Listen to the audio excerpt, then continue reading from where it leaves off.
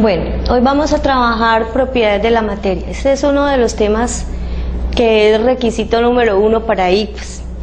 Lo primero que para ICFES interesa es que uno tenga claro qué diferencias hay entre propiedades generales y propiedades específicas. Como el mismo nombre lo dice, pues una propiedad general es la que es común a todos los cuerpos, o sea, la pueden tener los sólidos, la pueden tener los líquidos, la pueden tener los gases, la tienen todas las propiedades. Y como esas propiedades son comunes, pues van a ser propiedades que no van a permitir diferenciar entre un compuesto y otro. ¿Cuáles son? Estas 5 que tenemos aquí: la masa, que mide cantidad de materia; el peso, que mide fuerza gravitacional; el volumen, que mide cantidad de espacio; la inercia, que es la tendencia que tienen los cuerpos a mantener en reposo o a mantener en movimiento; y la impenetrabilidad. Estas se clasifican como propiedades generales y cada una pues tiene sus unidades de peso específicas. En las propiedades que tenemos a este lado se llaman propiedades específicas, también se denominan intrínsecas. Se llaman específicas pues porque no son comunes a todos los cuerpos. Por ejemplo, yo no le puedo medir la dureza a un líquido, ni le puedo medir la dureza a un gas. La dureza es específica para sólidos. Entonces son propiedades que solamente se pueden medir en ciertos estados de la materia. Cuando yo tengo propiedades como la ductilidad, son propiedades típicas de medir en metales. Entonces se llaman específicas porque además de solo poderse medir en un estado de la materia, son propiedades que tienen valores específicos y permiten identificar un compuesto. Por ejemplo, en criminalística se utiliza mucho que hacen pruebas de laboratorio y se encuentran X sustancia, entonces esa X sustancia que no se sabe qué es, si yo digo esa sustancia tiene 20 gramos, como los gramos son una unidad de masa, pues con ese dato al investigador no le permitiría diferenciar si eso, qué tipo de sustancia es. Entonces es una propiedad que no ayuda a identificar.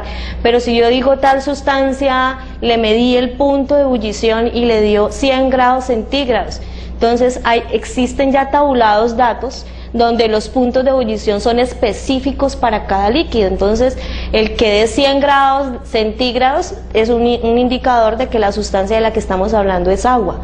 Entonces las propiedades específicas sirven también para identificar tipos de sustancias. Entonces aquí son varias, pero las más importantes son las que se denominan organolépticas, las que se perciben con los órganos de los sentidos: el olor, el color, el sabor. Entonces hay sustancias que tienen olores característicos, sabores característicos. Las propiedades físicas: puntos de fusión, puntos de ebullición. Solubilidad se refiere a la capacidad que tienen los compuestos de disolverse. Viscosidad es la resistencia que tienen los cuerpos a fluir, entonces hay líquidos más viscosos que otros. La dureza, que es resistencia a dejarse rayar.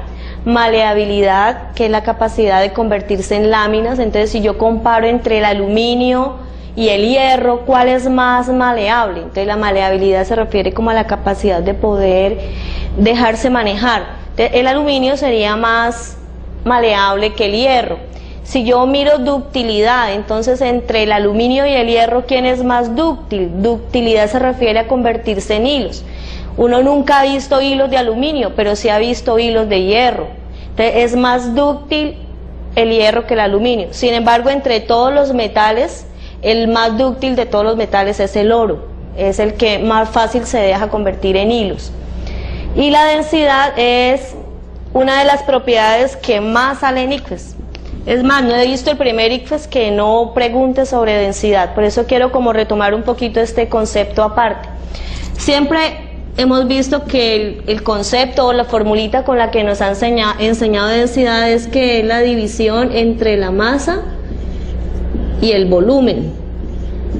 Es la relación entre dos propiedades generales, la masa y el volumen. Está midiendo qué tanto espacio ocupa una determinada cantidad de masa. Como aquí se relacionan dos variables, la masa y el volumen, si yo le mido la densidad a un sólido que tiene partículas muy juntas y luego le mido la densidad a un líquido que tiene las partículas más alejadas, voy a ver que son más densos los sólidos, tienen mayor densidad que los líquidos. Generalmente en ICFES siempre salen preguntas relacionadas con las densidades de líquido, entonces aquí les he graficado una probetica. Entonces el más típico es una mezcla entre agua y aceite, entonces allá le preguntan qué es más denso, el agua o el aceite. Y a veces salen gráficos donde aparecen varios líquidos que se han mezclado que tienen diferente densidad y diferente solubilidad, que son dos cosas que tienden a confundirse pero son diferentes. ¿Quién es más denso entre el agua y el aceite? Entonces, para diferenciar, yo siempre debo tener claro que las sustancias más densas siempre van al fondo. Entonces, entre el agua y el aceite, pues uno siempre ve que el agua va en la parte de abajo y el aceite va en la superficie. Eso quiere decir que el agua es más densa que el aceite. Ahora, ¿qué pasaría si yo mezclara 1 litro de aceite y un poquitico de agua? ¿Quién se iría al fondo? Casi siempre la gente tiende a confundir y piensa que las cosas más pesadas van al fondo. Y uno dice, no, si es 1 litro de aceite con un poquitico de agua, pues el aceite se va a ir al fondo. Pero no, los líquidos se acomodan de acuerdo a la densidad. No importa quién sea más pesado, en realidad se iría el poquito de agua al fondo y el resto de aceite, toda la cantidad de aceite, aunque sea más pesado, iría en la parte superior. Entonces eso es importante saberlo. Otra pregunta que relaciona mucho en ICFES con densidad es el caso del agua con hielo. Resulta que aquí estamos viendo que los sólidos son más densos que los líquidos, pero con el agua ocurre algo en particular. Si tú echas hielo en un vaso de agua, pues habrás notado que siempre los hielos quedan flotando. ¿Eso qué quiere decir? Que el agua en su estado líquida es más densa que el agua en su estado sólido, porque los hielos quedan flotando. Entonces, ¿qué es lo que le pasa a la densidad del agua cuando yo la meto al congelador? ¿Qué le cambiará? ¿Le cambiará la masa o le cambiará el volumen? Entonces, en realidad la masa no cambia porque yo no le estoy echando ni más agua ni menos agua. Lo que le sucede a las moléculas de agua cuando se meten al congelador es que su volumen aumenta. Y al aumentar la parte de abajo, si yo estoy mostrando que esto es una división, al aumentar el volumen, la densidad debe disminuir. Entonces, una de las preguntas típicas en ICFES es ¿qué le pasa al hielo cuando se congela? Entonces, la densidad le disminuye porque le aumenta el volumen. Espero que les sirva esta información.